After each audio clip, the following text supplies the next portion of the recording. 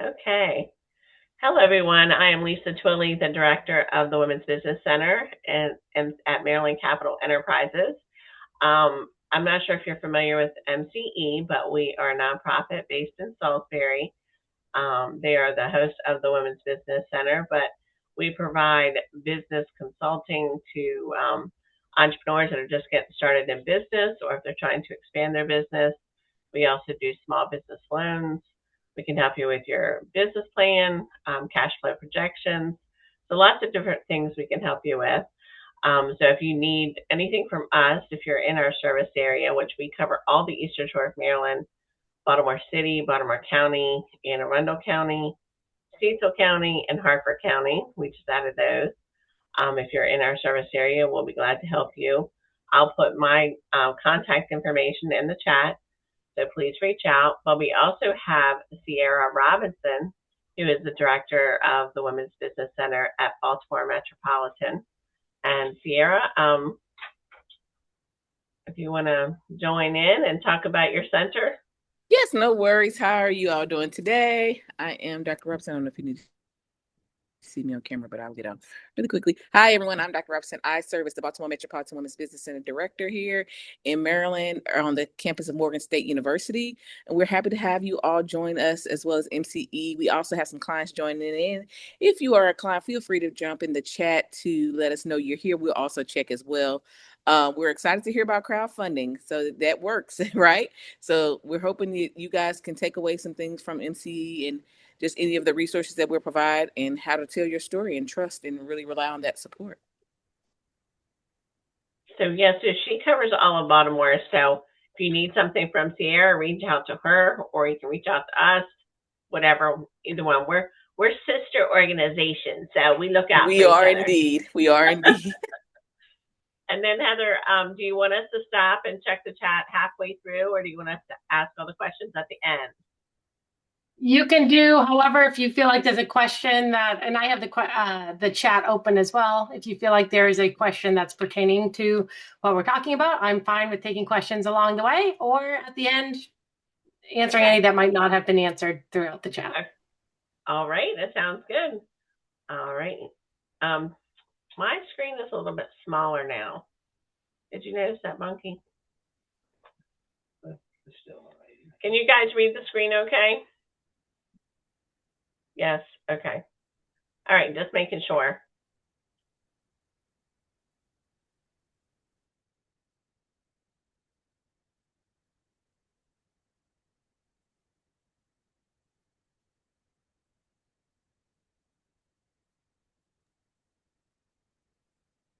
Okay, Heather, you ready? I am. Do you want me to just jump in and go? Yep, take it away. All right. Hello, everybody. Thank you for joining me on your lunch hour for this hour in the middle of the day on a random Wednesday. I hope your week is going well. My name is Heather Wilson. I live down in Salisbury, Maryland. I've been down in Salisbury for the last 20 years. I have 6 children and 3 grandchildren. And so life is busy and full. And I have a company that is called GiveSendGo, which is a crowdfunding platform. So it makes sense that today I will be talking to you about this idea that's been around forever. We just used to call it fundraising, but it still was raising funds from a crowd. It was at the hope of every spaghetti dinner and car wash. And so now we have the internet and social media pages, and our crowd can get larger and larger of even people we might not have ever met in person or that we don't see very often. And so crowdfunding has taken on a whole new meaning in this generation of technology. And so let me just tell you a little bit about who I am so that you even understand why I can speak on this. So about 12 years ago now, I can't believe it's been that long, me and a couple siblings. And I'll preface this with, I am one of 12 siblings. So I am the second oldest. I have 6 brothers and 6 sisters, or 5 sisters, and no twins, and same mom and dad, and not Catholic. And those are all the questions people ask me every time I tell them I'm one of 12. And so I make the joke when I speak about crowdfunding that pretty much my whole life was crowd something growing up. And so it just made sense that me and a couple siblings would dabble into this idea of crowdfunding. So about 12 years ago, along with all of you, we saw this new phenomenon of social media popping up, these social media sites, and connecting us in a way they never had before using the internet. And then on the back of social media, crowdfunding became a thing that we started seeing. I remember my first crowdfunding campaign that I saw as a friend. Her car broke down. She used a very popular site. You probably all know the name, GoFundMe. And I hadn't ever seen it before. I didn't know that one day I would be their biggest competitor, but I saw this platform called GoFundMe, and I was like, what a cool idea. My friend has a car. Her car broke down. She's asking everybody to just give a little bit of money. And if we all give a little bit, her need is met. That's amazing. What if we were to start? Now, I come from a very big family, and I'm a Christian, and so big Christian family. And so we said, what if we were to start a crowdfunding platform that did what GoFundMe did, allowed people to fundraise for things, but we thought, what if we reached into even more than just the physical need and shared hope with people? Because a lot of times on philanthropic campaign fundraising, when someone's has a medical issue and they got in a car accident or something, their house burnt down, they need more than just money. They needed to feel like they're not alone. And so we thought, what if we were to combine both of those? And so GiveSendGo, 3 words, GiveSendGo, was born. Didn't know anything. I was a stay-at-home mom. I was not in this space at all. And I've learned lots of lessons, and I'm excited today to share those with you. No matter what you're looking at crowdfunding for, I'm going to go through a lot of basics. I'm going to start with just the different types of crowdfunding platforms out there. I don't know if you even know that there are lots of different types of crowdfunding platforms, or at least a handful. And then I'm going to go into actually how a successful campaign even looks. What are the tips and tricks you need to do and think about if you're going to host a successful fundraising campaign? So I'm going to move right along. What we're going to cover today, we're going to cover the basics, what crowdfunding is, the 4 main types. There's keep it all and all or nothing crowdfunding platforms. You might not know that, but these are important things to know about before you dive in and just pick one. What works when you're building your crowdfunding campaign, the sharing and launch, are there tips and things that you should be aware of? And then next steps, even to take before you launch and then even after you launch. I can also share, if you're interested, I can share this presentation with you afterwards, as well as I have a PDF. If you guys email me, I can send you the PDF and my email, just so that you all know, and I can put it in the chat here. I'll actually message it right now. It's just heather@heatherlynwilson.com. And if you email me there, I just put it there. If you email me there, I can send you this presentation as well as a 1-page PDF that just gives you tips and tricks on how to have a successful crowdfunding campaign. So the core idea, I kind of went over it. Crowdfunding is raising money from a lot of people, and usually online around a specific need or project, business, or mission. Many smaller contributions add up to a larger goal. What we're finding is that you invite a large group of people to come together, you can actually make sometimes a bigger difference than when you just have 1 or 2 big donors that you're relying on. And so this idea of crowdfunding was, wow, you invite the crowd to come along. Not only are they giving you, those $10 add up, those, 1,000 people giving $10, that adds up. But you also have a crowd of people that now are supporting you, which is very valuable in whatever you do. What crowdfunding is not, and people, when we first started GiveSendGo, we got a lot of emails that said, this isn't working, because there is a misconception around crowdfunding that there's just a crowd of people waiting to give you money. Now, I wish I could tell you that was true, that there is just this magic crowd of people that neither you nor I know, but they're just sitting there with pockets of money wanting to give you money, this crowd. Well, I'm going to have to break it to you. The crowd that will be giving you money, at least to start with, will be your crowd. So crowdfunding is an easy way to engage your crowd. Now, like I said, previously. Your crowd now is probably larger than it's ever been with email and social media, but engaging your crowd with what you're doing. And with that, you're hoping your crowd expands. Maybe your friend shares what you're raising funds for. And we've all seen the crowdfunding campaigns that have gone viral, right? And so it is just not magic money. I'm going to just tell you right now, you could start a campaign or a fundraiser, set it up and never do anything, and no one would ever see it because it needs to be shared. Your story, your credibility, your network, these are things that are going to drive your support. It's not like a vending machine. It's more like you putting out an invitation that will require some work for you to get going. It is really what I tell people all the time. It's a marketing endeavor. You are going to have to market what you are trying to raise funds for, because you know and I know that people have so many things that is calling for their dollars these days. Just yesterday, I collected the mail and there were about 3 organizations asking me for a donation. So we all know people and things that need money and things we're passionate about. So you need to get in front of the people that you can get passionate about what you're doing to join with you. So it is not just magic money, unfortunately. Sorry to break it, but I figured we'd start out that way. The next thing, like what I just said, crowdfunding is not just asking for money. The best campaigns don't just say, please give. Hey, I need this. Instead, they're inviting you into a story. They're saying, if you give to this need, why it's important, what you will see, come be a part of something. People, again, we're more connected now than ever. And what we're finding is people are more lonely and more feeling like I don't have a community. Yes, I might have 15 pages and groups on Facebook I follow, but the actual community that surrounds me, I'm lonely. I don't have that. And so when we put together a crowdfunding campaign, a fundraising campaign, we're not just asking for money. We're asking people to come around us and become that community that wants to do something meaningful together. Now, you probably all have things in your mind that are going, okay, well, I'm thinking about this for my business or for my organization or for my family even. And those are all real things that people raise funds for. But with that, there are 4 main types of crowdfunding.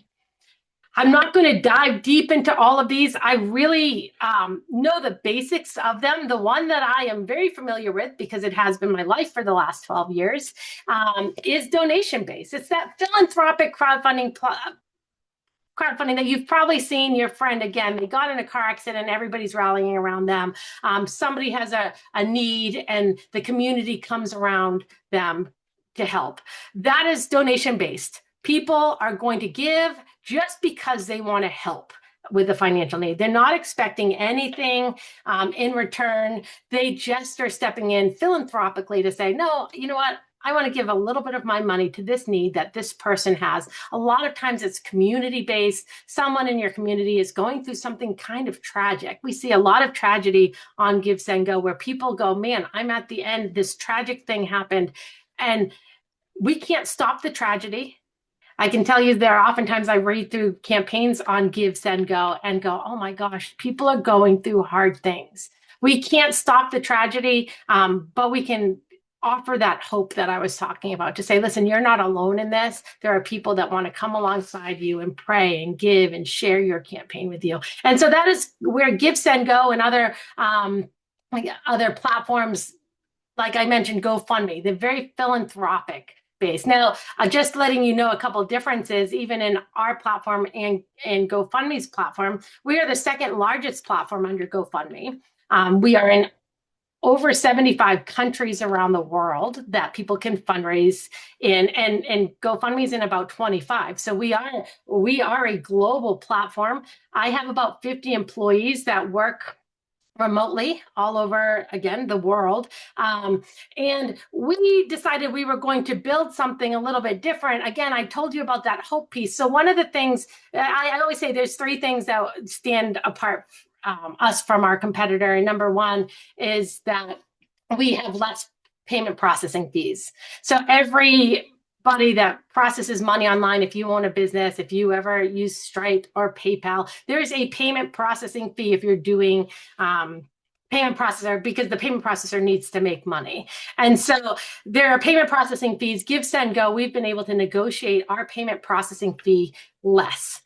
So we're a free platform. You don't have to pay to use us, but our payment processor takes 2.7% plus 30 cents, which is less than our competitor. Number two, we stand for freedom. A lot of times in big tech world, people shut down campaigns just based on their own bias. And we have decided early on, we're not going to do that. As long as it's legal, we're going to allow you to fundraise and not get in the personal bias situation here. Will allow people we might even disagree with, which we think is really important, and that sets us apart. And number three, again, we have that hope piece. We actually have a team called the Hope Team, and they call every campaign that gets started on GiveSendGo and says, hey, I just read your campaign. Can I pray with you? You're not alone in this. And so that is how we have separated ourselves. But really, when people come on GiveSendGo, we do see organizations and businesses and things like that, but most of the time it's just philanthropic.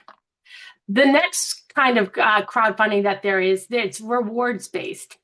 So rewards-based is people contribute and they receive a reward, a product, or a perk. So think maybe Kickstarter. That's probably a familiar name for you, maybe Indiegogo, right? So you go on to Kickstarter, you look and you go, oh, this guy's making this cool gadget. And if I donate this, I'll get that gadget first when they actually move beyond prototype.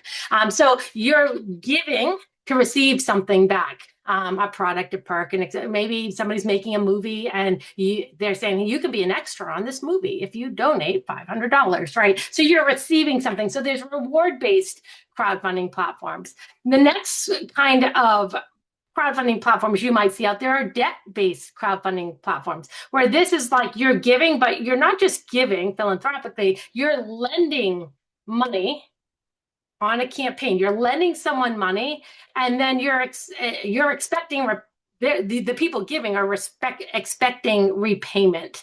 There's a couple different ones. I'm not super familiar because this isn't necessarily my world, because we do more of the philanthropic, but Kiva and Honeycomb Credit, these are ones where they're kind of like a business loan.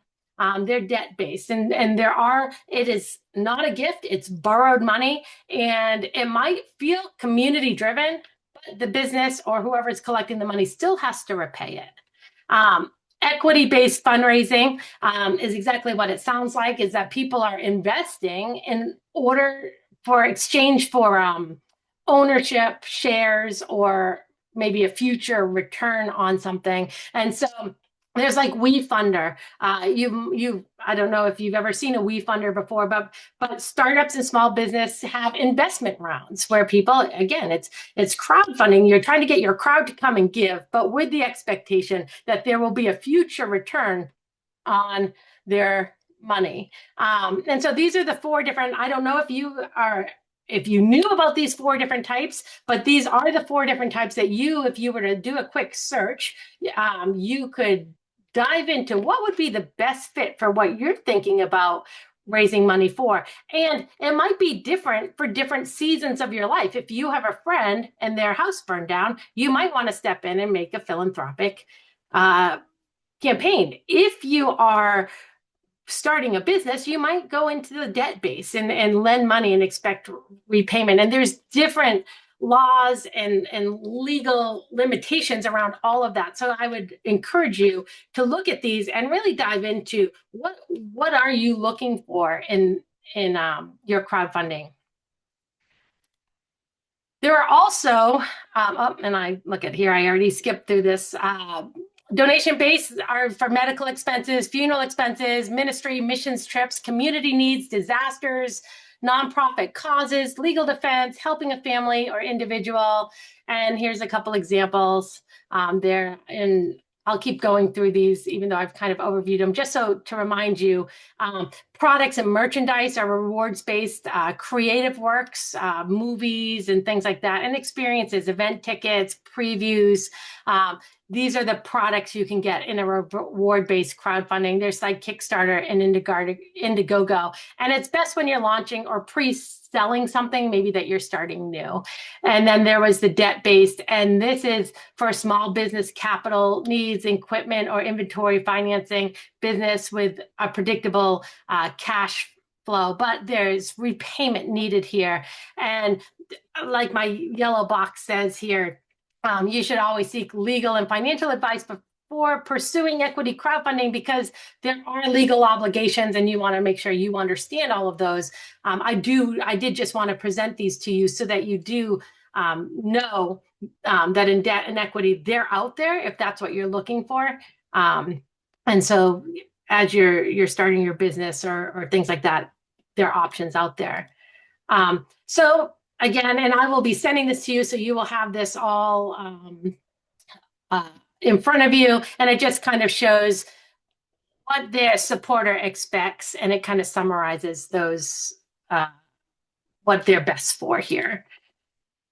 Now there are different types of crowdfunding. They can be structured different. And this is why I say, before you just jump into a crowdfunding platform, I would make sure you take a look at how they're structured, because there are different structures. Maybe the crowdfunding platform charges a fee. So there's a payment processor who takes their fee, and maybe the crowdfunding platform charges a fee because that's how they make money. And that's how historically GoFundMe had been set up, is that they would take a 5% fee to help keep their operations going.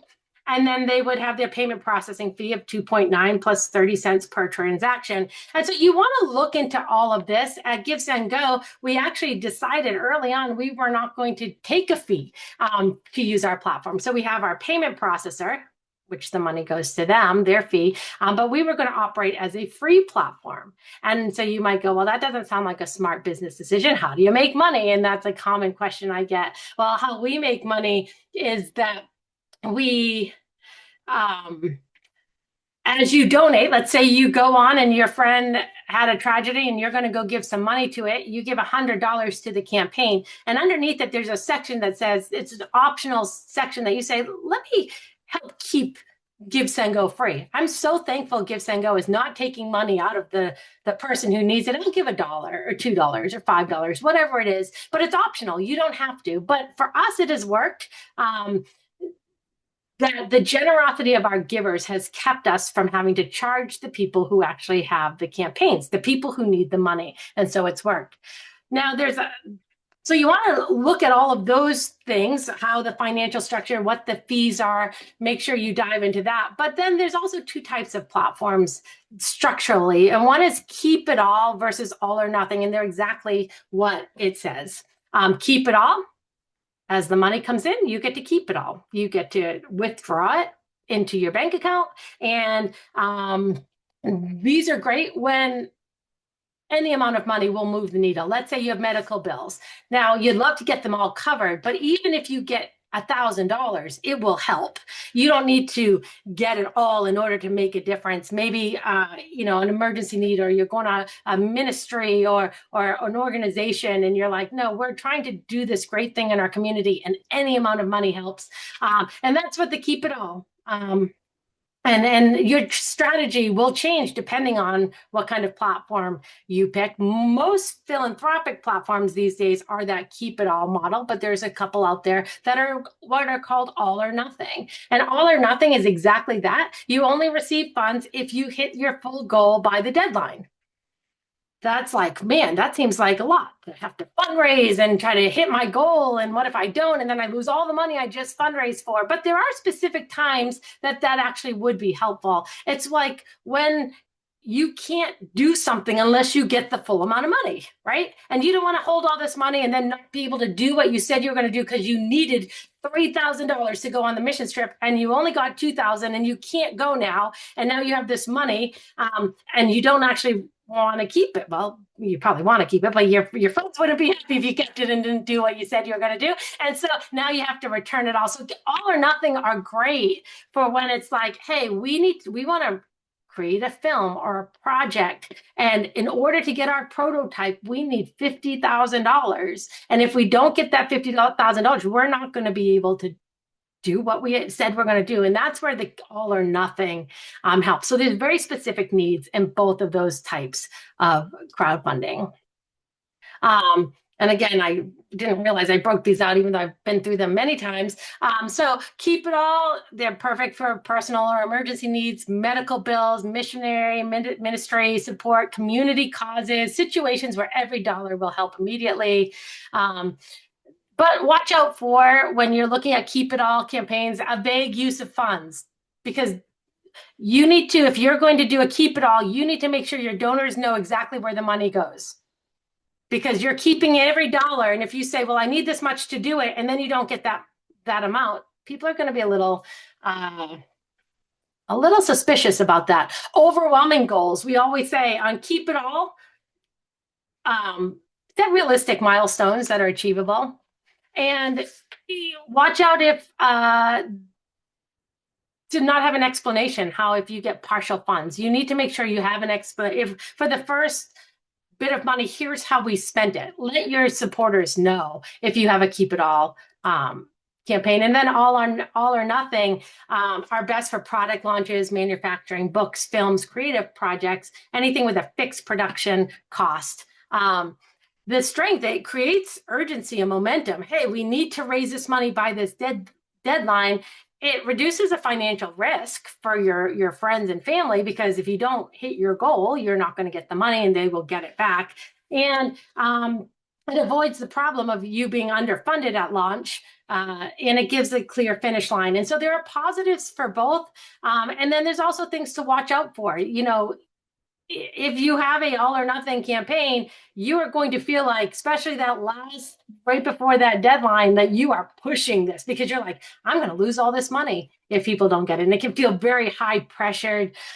You could walk away with nothing if momentum stalls, and you need more preparation, because you can't afford to do strong at the beginning and end shy of your goal. And so those are all or nothing campaign, all or nothing structure. What type fits you? You're going to need to ask yourself, am I raising funds for a need, a product? Are people giving, buying, lending, or investing? Do I need the full amount before I can take action and do something, or will every dollar help right away? Who are my first 20 to 25 supporters? And what happens if I only raise part of my goal? Do I have a plan? So these are all questions that before you launch a crowdfunding campaign, fundraiser, that you need to ask these questions so that you can decide what type fits you.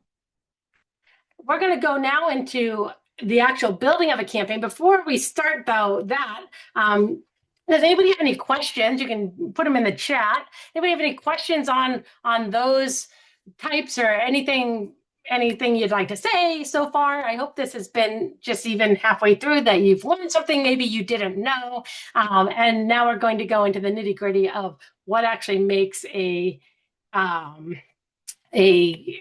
campaign successful. That once you've launched it, how to launch it, what to watch out for. Well, thank you, Brandy. I'm glad you're here. And I hope it continues being valuable for you. And I will get all of this again to you at the end of the day. So what makes a campaign successful? This is the campaign matters, but you need to have a strategy. Successful campaigns share six essential elements, no matter what kind of campaign or campaign type. So whatever you decide, whatever kind of crowdfunding platform you need to use, these are the 6 things that will matter for everybody here. I read a book recently, Start With Why. I highly recommend it if you haven't read it, Simon Sinek. And he talks about knowing the why behind what you do. Now, this works in business, and so highly recommend it if you're a business owner. But also just even with starting a campaign or fundraising, is you need to start with why.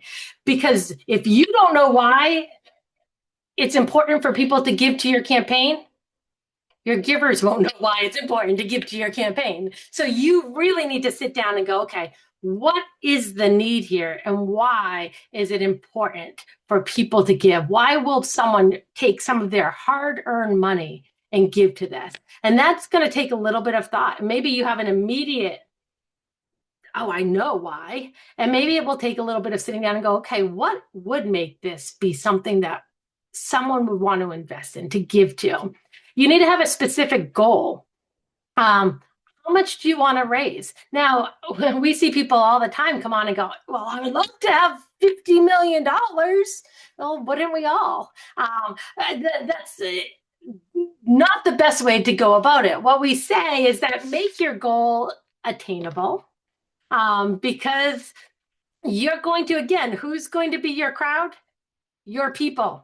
So think about your people. No, you want it to eventually spread beyond your people, but it's going to be your people. So start with a specific goal that you think your people could help you meet. That will help them feel like they're part of something that actually is going to get funded. If you put $50 million or even $1 million in even if you need it, as your goal, and I want to give $25 to it, and I give my $25, the needle does not even look like it moved. You need a lot of money for that graph to start filling up. And people go, well, did that even matter?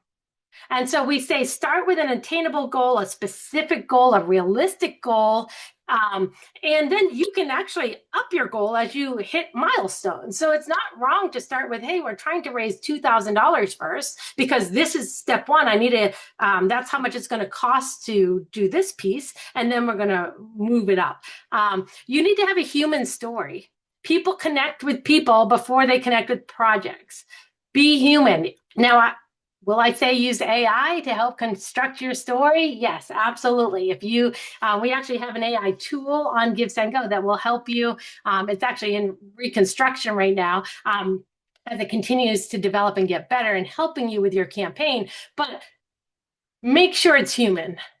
Make sure it's you, that when your friends and family and circles read it, they hear you through this. They hear your passion and who you are, not some polished robot saying the right things. Tell a human story, even if it's something that doesn't feel super sexy to be raising money for. Tell the story of why this is important. Now, credibility, and I'll stop right here a little bit. Credibility, this is usually one of the questions that I get asked a lot in the crowdfunding space. Well, yeah, I understand I need to be credible, and ways to be credible is have a real photo, not an AI generated photo. Like if you're raising money for your friend in her car accident, put a picture of her family that you took on your iPhone. Be real. That will make you a real person. If you have a video about your product or your business, or you just, again, we have devices in our hands these days that do amazing things. Make a video. Give updates to what's going on in your campaign. Transparency builds confidence. And so on the flip side of that, people can go, well, I don't know that I trust crowdfunding. Haven't you heard? What about fraud? What about all of that, right? We've all heard that bad story of somebody getting caught for raising funds for something they didn't actually need it for. So I'm going to just stop in this moment to address that, because I'm guessing some of you are wondering about that piece of it. Well, it's a true thing. There are people out there that are going to try to fundraise for things that might not be legit. Now, at least on GiveSendGo, we have a whole trust and verification and payout team that all they do is verify people and make sure they are who they say they are. It's hard to fundraise. And so it kind of polices itself. If I say that I am going to start a business selling lemonade and I need to buy lemonade from, to sell it, and I want friends and family to help me start my business, and I say, please just give, and my friends and family all give me money, and I go buy, and I don't go buy the lemonade, let's say. I just disappear and there's never a lemonade stand. Guess who I'm going to hear from? My friends and family. And they're going to go, give me my money back. You never went on the mission trip. You never had your lemonade stand. You never did what you said you're going to do. And there's going to be, so there's accountability in just the relationship that happens on crowdfunding. Because who's going to give to your campaign, at least at the beginning? your friends and family. I'm going to keep saying that so that you understand it is going to be your network that does this. So credibility is absolutely, and when your friends and family dive in and help you because they trust and know you and they know what kind of person you are and they know you're going to come through, then trust builds with other people. And then at GiveSendGo, we say only give to people you know and trust. The person who's listed as the recipient on the campaign is going to be the person we make sure the bank account is attached to. So if it says that Heather made a campaign and Sarah Smith is the one receiving the funds, my verification team is going to make sure that Sarah Smith's bank account is attached to that campaign. And so we do all our due diligence to make sure that the person listed as the recipient is the one receiving the funds. Now, can we follow Sarah Smith around and make sure how she's spending all that money? No, that's unrealistic. We get thousands of campaigns started a day. So we say, as a giver, you have some responsibility. Know who you're giving to, trust who you're giving to.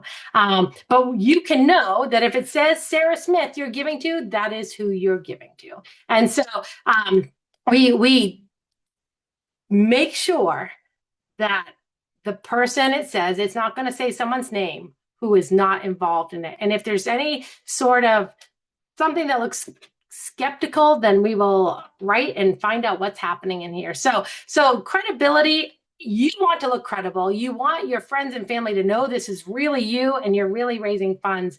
And you want to build transparency because that is one of the biggest blockers of having a crowdfunding platform. This is really important. You need to have a strong first circle.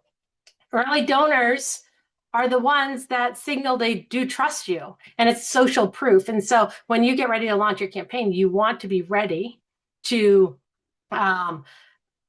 put out you have people ready to donate, give and share your campaign. And then consistent sharing is definitely what you need to do to have a successful campaign. Like I've been saying over and over again, if you don't share, you're not going to find people finding your campaign. When you build your campaign page, it's going to walk you through the process. So at least on GiveSendGo, it is so easy. You can set up a campaign literally. Sharing is caring. Absolutely. You can set up and you know, my kids we would sing, sharing is caring. It can be fun. So it actually can be fun. Although I will tell you that one of the biggest things that stop people from having a successful campaign is they don't like to ask people for money. It doesn't feel fun. But I'm going to help you with some tips on how to make it so that it removes some of that tension from saying, how do I ask people for money? So number one, when you build your campaign page, like I said, on GiveSendGo, it's going to say, how much money do you want to raise? It's going to walk you through these steps. And it is a challenge for everybody. This is the challenge, the sharing. And so we'll spend some time on that. And I will give you a tip too. And it's not the tip that everybody likes. Again, I'm sorry, I'm such a bearer of bad news this meeting, but I'm going to give you a tip on how to have a successful campaign in the sharing aspect of it as we go down. But let's just talk about building your campaign page. First, you're going to introduce yourself. You want to introduce who you are. You want to have your real name. Make it real. People want to know who you are. If I go to a campaign page and it's for someone I know is sharing it, but it doesn't look like them, doesn't look like their family, sounds weird, I'm going to be hesitant to give to it. What are you raising funds for? You're going to want to state the purpose concisely in the first sentence. If you're like me, and maybe you're not, I actually love to read, but I hate to read online. I love a book. I read books all day long. But if I'm on someone's webpage, I'm going to read like the first thing and then skim. And so I don't know. People do not like to read online. That is why X only lets you put so many characters. Why Twitter, all these social platforms are made for just short bursts of information. In the first sentence, I should know what you're raising money for. And then you need to tell them, why does it matter? Why does it matter? Why should they give? Again, there's so many things we can be giving to, so many great things we can be giving to. What happens when the goal is reached? What happens if it isn't reached? Tell them the story. Don't just list the bullet points. Tell them the story. How will the money be used? Be specific. Break it down. And then how can people help? Tell them how they can help. They might not know. Hey, did you know that you sharing this campaign helps my campaign? Just you sharing it, even if you can't give to it, you can share it. And so you need to let people know. We think they should know that sharing should help and giving should help, but you need to let them know. I actually have a campaign right now, personally, on GiveSendGo. And a few years ago, me and my husband took in 5 foster siblings. We had, like I said, I had 5 of my own children, but we had a big gap because I got pregnant when I was my youngest was 10, and I found out I was pregnant, turning 40. Surprise! And life was going to change for me, and we had this big 10-year gap, and so we decided we're taking 5 foster. Well, we didn't decide. That was not the plan. We decided we were going to maybe adopt a kid to fill the gap, but God had other plans, and He sent us 5 siblings for a season, almost 2 years, where we had these 5 kids that were part of our household. Well, recently, one of them that had been adopted reached out to me, and he still calls me mom, and he was going through some struggles because they had, mom had locked them in closets and tased them and did some really horrible things. She's in prison. Well, he reached out and he was just not doing good. And so I said, you know what, I want to offer you some help here, and I'm not going to just give you money, but I want to actually offer you this opportunity to go away on this gap year program. And it's a Christian missions program, and you get to travel and meet people, and there's some cost to it. And I knew there were people that loved Tony, that's the kid's name, that knew the story of when we had Tony. They knew, he had come from a really hard situation. And so I started a campaign for Tony. And the money is actually going to me so that people can trust that the money is actually going to go to the missions program and not to some 19-year-old kid who all of a sudden has some money in their pocket, but that actually will help him get clothing and get out to where he needs to go for this program. But as I told the story, the reason people are giving is because it's very specific what I'm helping with here. It's not just a broad story of, hey, just help. It's like, no, he needs a flight to Colorado. This is how much the program costs. He needs clothing because he's outgrown some of his clothing. And so it's very, very specific. And I can let people know this is how you're helping, and this is the outcome we're hoping for. And people go, oh my gosh, I want to be part of that story, right? Can you feel that? I want to be part of that story in helping someone's life change. So invite people into the story and think about how that story will be told, no matter what it is. Next, you're going to, and again, a lot of this is going to be redundant, but again, these are so important. A good, clear title is clear and specific. Help me chase my dreams. Sounds so nice. I want to help. Do you think I want to help you chase your dreams? Do you want to help me chase my dreams? I don't know. I don't know whether I'd want to help someone chase their dreams. But if someone said, help me launch my mobile coffee cart in Salisbury, now I'm a little more intrigued. First off, I'm from Salisbury, right? I am like, I wonder what this coffee cart's going to be. I love coffee. Where's this going to be? All of a sudden, now I want to know what this is all about. And then you open with the heart moment. What started that? Why do you want to make a coffee cart in Salisbury? What's the gap? What problem are you solving? Why will it impact me as a giver to your campaign? And then you paint a picture. And if I'm able to have a mobile coffee cart in Salisbury, here's how it's going to change and impact our community. People want to give toward impact, not just to help you start a business. And with credibility, directly ask them for what you want from them and a call to share. You need to be very, very specific in what you want people to do after they read your campaign. And then people don't need perfection. They need honesty, clarity, and confidence that you are actually going to go through with what you're doing, that you're serious, you're organized, If you have a budget, you can break down your budget. Instead of saying, hey, we need $10,000, you can say, listen, I need $3,000 to buy the espresso maker that I need to have. I need coffee beans, and this is going to cost this much. Permits and licensing, packaging. The more transparent you can be in your campaign, the more people will be able to go, okay, that makes sense. I see where it's not just like you pull $10,000 out of the air. You actually have a plan here. I now trust you a little bit more because I can see you've thought through this. And then trust builders include real photos of you, a short video if you can. And again, we all have phones that can do it. And I know we hate being on video. Relevant experience. Who are you that could even make a coffee cart in Salisbury? Testimonials from people maybe who know you. If you have samples, anything that can allow people to know a little bit more about who you are and why you're doing this and what it will change if they partner with you. And this is the hard part. And I know you guys have said this is the challenge. The biggest threat to most campaigns is silence. People really give because you post a link once.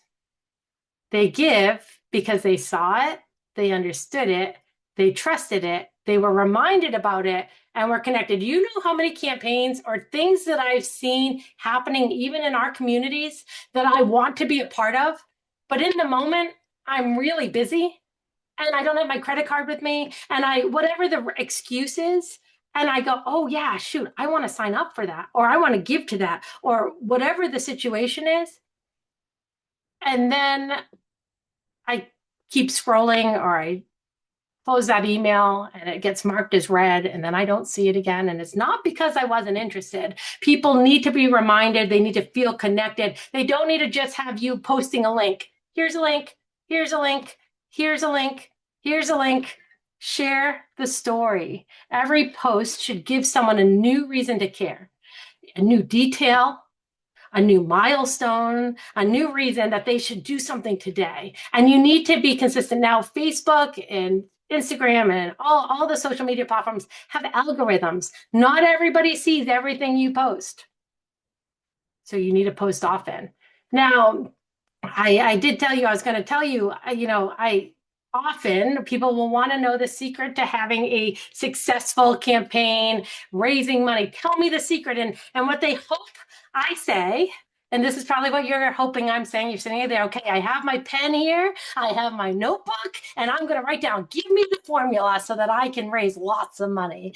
And what people want me to say, well, number one, first, spread this message on social media, and then number two, on 2:00 on Tuesday, do this message. Well, that's not what I'm going to tell you. What I'm going to tell you is that if you want to have, at least in the philanthropic side, because again, that's my world, all of these things are important that we've been talking about. Having a clear, concise messaging, attainable goal, building a crowd of people that want to be a partner in this, and hitting them first. But if you want to have a successful campaign, I know you're waiting. You're like, come on, just tell me. And so I'm going to tell you is that live your life today as a giver. And when you're in need one day, you won't have a lack of people wanting to give to you. Now people go, oh man, couldn't you just give me a 4-step program about how to post on social media? That's what I want. I want to know how to raise money. And I can tell you the people that I see that raise a lot of money, it's not all just one type of campaign. It could be from a medical emergency to a pet campaign to a adoption to all different things. But what the common theme is that makes them successful, or even a business or organization, the common theme is that person who started the campaign and is finding themselves in need was somebody who gave back in their community, someone who gave to others, that stepped up, that were there when other people had need, not just financially, but as a shoulder to lean on, that they were involved with people, they built community. And that is how, if you want to have a successful campaign one day, if something happens to you, you get that diagnosis no one wants to hear. The way to have a successful campaign is start living today in a way that you're looking out for others, that you're being that person in your community that people know they can turn to when they're having that bad day.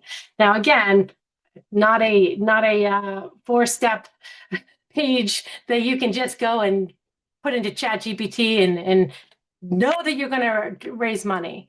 But I think it's important because, again, for me with GiveSendGo, if I want to change the world, which I do, I need to look different because the world's a mess now.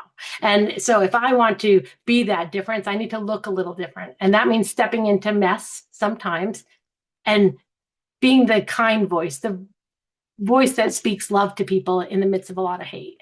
And so be that person. This is a whole nother topic. And you're like, wait, I didn't know I was coming on to this. I was starting to learn about crowdfunding, but this is the heart behind GiveSendGo. I know even with Maryland Capital Enterprises Women's Center, it's like, go out and make a difference. Go out and they're going to help you with that in whatever you have that you want to present to the world. And so that is one of the main things that you can start today.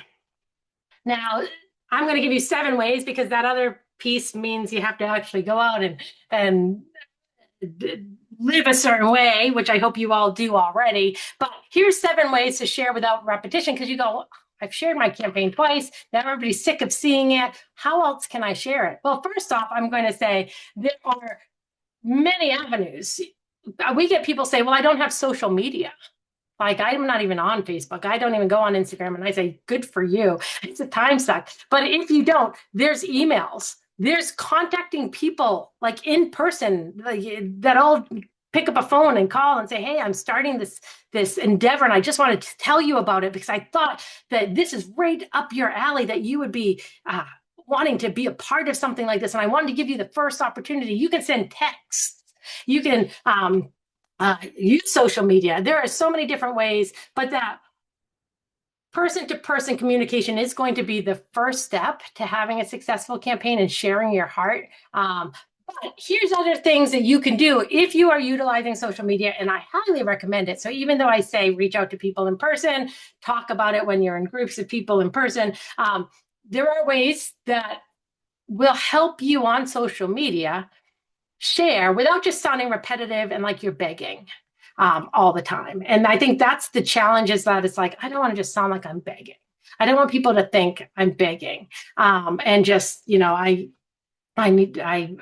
don't want to work hard for myself. And so I need other people to take care of me. So there are different ways. The first time you share, maybe you tell the origin story. Why did you start this campaign? For me with Tony, it's very easy. Hey, a lot of you might remember when I took in those 5 foster kids. And the oldest one was Tony. A lot of you prayed for him with me, and we watched his journey becoming a great young man. Well, he's going through some hard things right now. He's trying to figure out life as a 19-year-old, and that's really hard. Well, I've told my origin story. Why does Tony matter to me?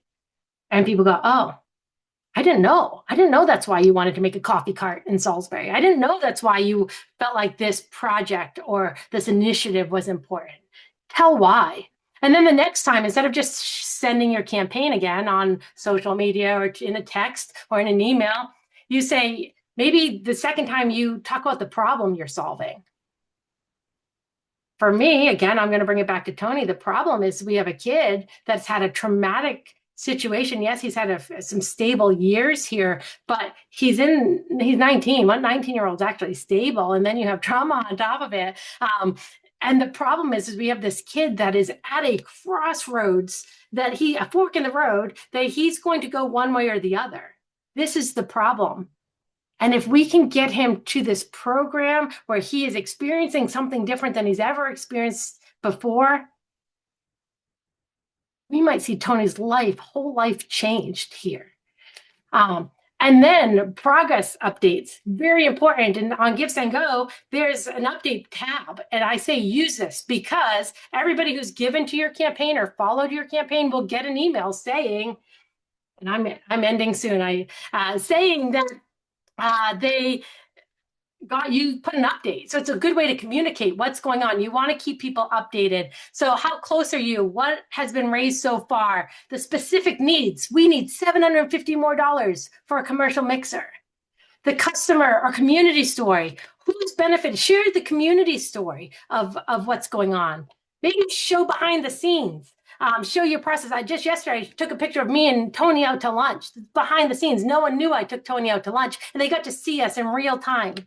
A gratitude post. Whenever someone gives, I go, "Oh my gosh, thank you so much for pouring into Tony," and I do it publicly, so that they know their money mattered, because every dollar does matter. And often you give $10, $20, $100 or something, and you never hear back except some automated thank you, and you wonder, did it actually matter what I gave to? The final takeaway, and I'm right up against time, the final takeaway is threats to avoid.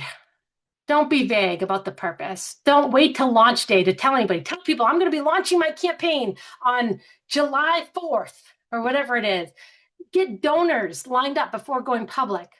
Don't post once and go quiet. Don't make it only about the money. Make it about a story. Add photos and videos.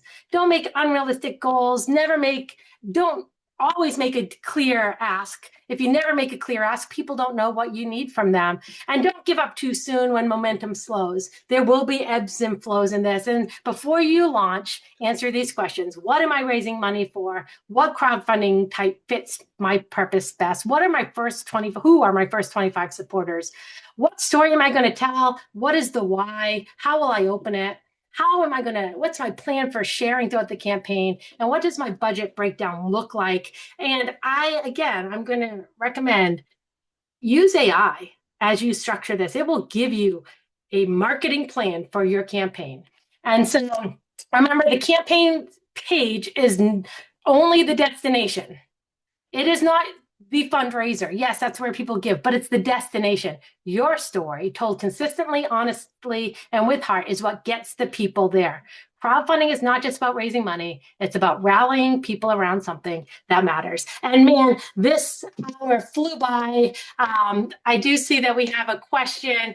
The question I recently hosted a fundraiser and received a lot of community support. I gave all those businesses and individuals social media shout outs, and I made sponsorship thank yous at the event. What else can I do to thank those kind folks? It doesn't seem like enough. I want them to see how much their support helped, and I'm not sure they'll see it on social media shout outs. I think that what you did was absolutely amazing. I think that the shout outs are important, even for just the general public to see that.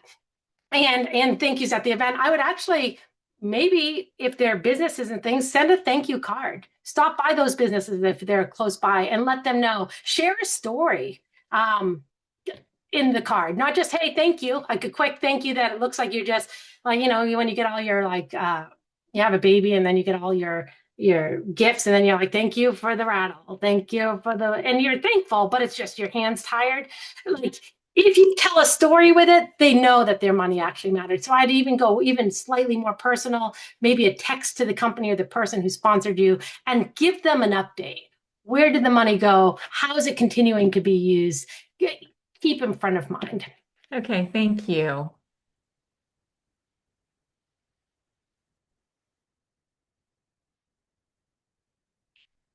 Anybody else? I know we're a minute away. Anybody else have anything, any thoughts, questions, anything I breezed by that you're like, oh, I wish you had slowed down? Again, if you email me, I can answer questions there too and send you, I will send you this slideshow and another PDF with it laid out.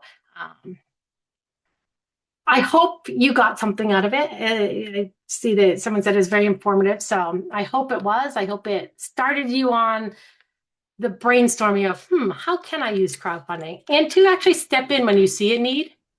Be the person. Don't wait for someone else to do it. Be the person. If you see someone at GiveSendGo, you can actually start a campaign for someone and never touch the money. So if my friend's house burnt down, I can start a campaign because if their house burnt down, they're not going to have the bandwidth to go start a campaign. I immediately start a campaign on GiveSendGo, and then I add them as the recipient, and they get the email saying, hey, add your bank account details. So-and-so set up a campaign for you. And that's so nice too, because a lot of times people feel like when they're going through something hard, the last thing they want to do is have everybody have to be the one asking for money. But if someone else, a friend, steps in, so be the one to step in the minute you see something, start a GiveSendGo and say, here, let me help you. And they can be the recipient there. Heather, thank you so much. You did such a great job. We appreciate it. And I can honestly say my sister's house burnt down and she lost everything. And I used GiveSendGo and it was awesome. So I appreciate you and your company and all you guys do. So thank you Well, again. thank you for having me. Thank you. Certainly. Thank you guys for joining us. Please check out our website and Baltimore Metropolitan's website so that you can see more classes that we have coming up where we're, doing them together and trying to get the word out more so we have more people on here and can answer any questions that you have. Reach out if you need any of our support. We both put our emails in there and our website. So please reach out to us if you need any help. Thank you, guys. Enjoy the rest of your day. Be productive. That's what I say. How can we contact you directly? I was asking. Me? You can contact me and I'll put it here again. Heather at Heather Lynn with one N, no E, Wilson.com. And so I put my email in there, Heather at heatherlynnwilson.com. And you can reach out to MCE, to Lisa. She can put you in touch with me, answer any questions that you might have as well, or any questions she needs to pass off. She can pass them off to me as well. And normally, Heather, we send out all the information to everybody that registered. Oh, perfect. The recording. So, you don't have to do that. Perfect. So that is great. Can you please repeat the name of the Women Business Center, the full name? It's MCE Women's Business Center. MCE Women. Yeah. MCE stands for Maryland Capital Enterprises. Okay. Women's Business Center. Thank you. You're welcome. Are you local or are you in Baltimore? I'm local. Okay.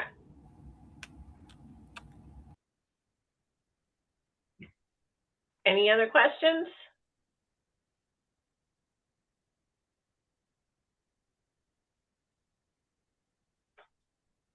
Okay. All right, guys. Well, you guys have a good day. Thank you again, Heather. And I will talk to you soon. Yes. Thank you for having me and we'll be in touch. All right. Thank you. All right. Bye. Bye.